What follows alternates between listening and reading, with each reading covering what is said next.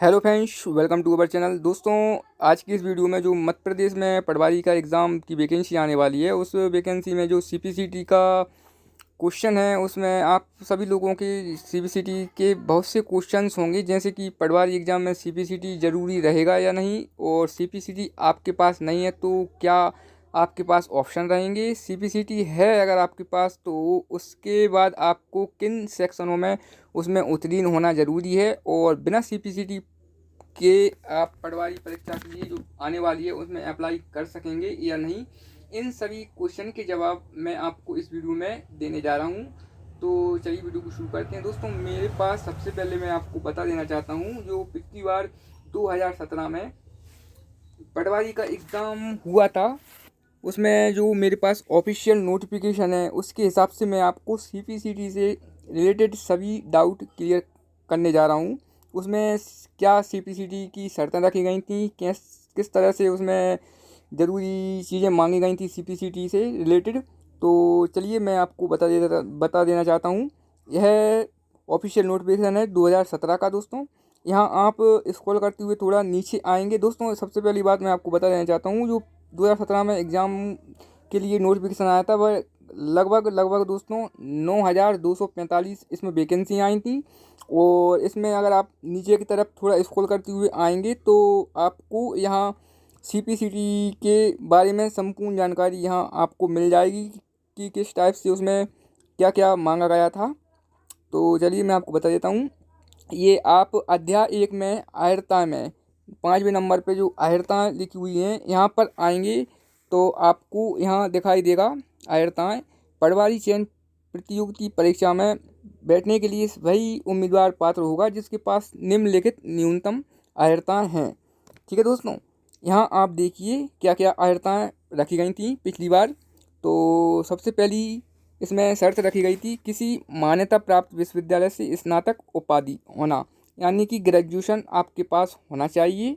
ठीक है दोस्तों, दूसरा था आपके पास ग्रेजुएशन है। दूसरी शर्त है पटवारी परीक्षा परीक्षा हेतु CPCT score card Hindi typing एवं कंप्यूटर दक्षता सहित उत्तीर्ण होना अनिवार्य है। क्या हिंदी टाइपिंग और कंप्यूटर दक्षता सहित उत्तीर्ण होना अनिवार्य मांगा गया था। तथापि सीपीसीटी परीक्षा उत्तीर्ण न होने पर चयनित अभ्यर्थियों को सीपीसीटी परीक्षा नियुक्ति के पश्चात परिवीक्षाधीन अवधि 2 वर्ष के अंदर उत्तीर्ण करना अनिवार्य होगा, ऐसा उसमें रखा गया था। अन्यथा नियुक्ति निरस्त कर दी जाएगी। तो दोस्तों, पिछली बार जो एग्ज़ाम हुआ था उसमें सीपीसीटी के लिए अनिवार्य था, उसमें मांगा गया था सीपीसीटी। और उसमें आप देख सकते हैं, उसमें हिंदी टाइपिंग और कंप्यूटर दक्षता दोनों आपके पास कंप्लीट होने चाहिए अगर आपके पास सीपीसीटी है। उसमें 3 सेक्शन होती हैं। सबसे पहला कंप्यूटर होता है, दूसरा हिंदी टाइपिंग और तीसरा इंग्लिश टाइपिंग होता है। तीनों सेक्शन कंप्लीट आपके पास होना चाहिए। हालांकि पिछली बार की नोटिफिकेशन में इस तरह से नहीं लिखा है अंग्रेजी टाइपिंग के बारे में, यहाँ सिर्फ हिंदी टाइपिंग एवं कंप्यूटर दक्षता दोनों का बोला गया था। ये आपके पास अगर हैं तो आप अप्लाई आने वाले एग्ज़ाम में अप्लाई कर सकते हैं।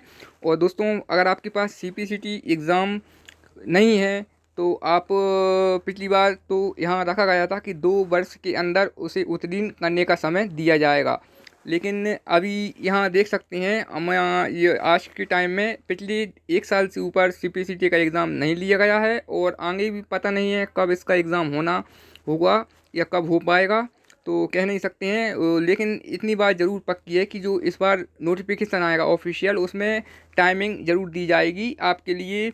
टाइम ज़रूर दिया जाएगा कि सीपीसीटी के लिए कुछ टाइम दिया जाएगा जो बाद में उसे उत्तीर्ण कर आप इस परीक्षा को दे सकते हैं।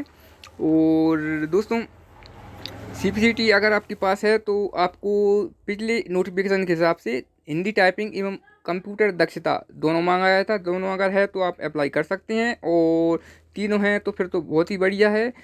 दोस्तों, सीपीसीटी के बारे में बहुत ज़्यादा लगभग लोग बाग यही कमेंट कर रहे हैं कि क्योंकि इस पिछले 1 डेढ़ साल से लगभग सीपीसीटी का एग्ज़ाम कोई लिया नहीं गया, क्योंकि कोरोना वायरस के चक्कर में ना ही सीपीसीटी का एग्ज़ाम हो रहा है और ना ही अभी कोई एग्ज़ाम जो होने हैं वो भी कैंसिल होते जा रहे हैं। लेकिन सीपीसीटी का एग्ज़ाम अभी 1.5 साल से नहीं हुआ है लगभग। तो सीपीसीटी एग्ज़ाम ना होने पर आप इसमें अप्लाई कर सकते हैं। अगर उसमें जो नए नोटिफिकेशन में आपके लिए समय दिया जाता है 2 वर्ष के पिछले नोटिफिकेशन के हिसाब से, जैसा ये 2 वर्ष के अंदर उत्तीर्ण करना होगा, अगर इस टाइप का दिया जाता है तो आप इस एग्ज़ाम के लिए अप्लाई कर सकते हैं। आपको टेंशन लेने की ज़रूरत नहीं है, आप बाद में CPCT का एग्ज़ाम दे सकते हैं, उसे क्वालिफाई कर सकती हैं। लेकिन फ़िलहाल में अभी आपको इसकी तैयारी के लिए जुट जाना चाहिए। अगर आपके पास CPCT नहीं है तो आप निश्चिंत रहिए, क्योंकि टाइम पिछले कई समय से CPCT का एग्ज़ाम हुआ नहीं है और टाइमिंग ज़रूर दी जाएगी इसके लिए, आगे के इतने साल में आपको करना होगा। और दोस्तों अब तो बहुत अच्छी बात है कि क्योंकि CPCT जो पिछली बार शुरू में स्टार्टिंग में स्टार्ट हुआ था, उसमें पहले इसकी वैलिडिटी 2 वर्ष रखी गई थी और इसे बाद में फिर बढ़ाकर 4 वर्ष कर दिया गया था। और अभी ये फरवरी मार्च में इसे बढ़ाकर 7 वर्ष के लिए वैलिड कर दिया गया है। क्योंकि अगर आप एक बार CPCT एग्ज़ाम क्वालिफाई कर लेते हैं तो यह 7 साल तक के लिए वैलिड रहेगा। तो आपको निश्चिंत हो जाना चाहिए, क्योंकि अगर CPCT अगर आपके पास नहीं है तो इसमें ज़रूर से ज़रूर इलेक्शन दिया जाएगा, बाद में करने के लिए टाइमिंग दी जाएगी। आपको अपनी पढ़ाई पे अच्छे से अभी से तैयारी कर देनी चाहिए। तो दोस्तों आशा करते हैं कि आपको इन सभी सवालों के जवाब इस वीडियो में मिल गए होंगे। और अगर ऑफिशियल जैसी जानकारी हमें मिलेगी तो हम ऑफिशियल नोटिफिकेशन भी आपके सामने लेकर आएंगे। वीडियो देखने की धन्यवाद। Thanks for watching. जय हिंद।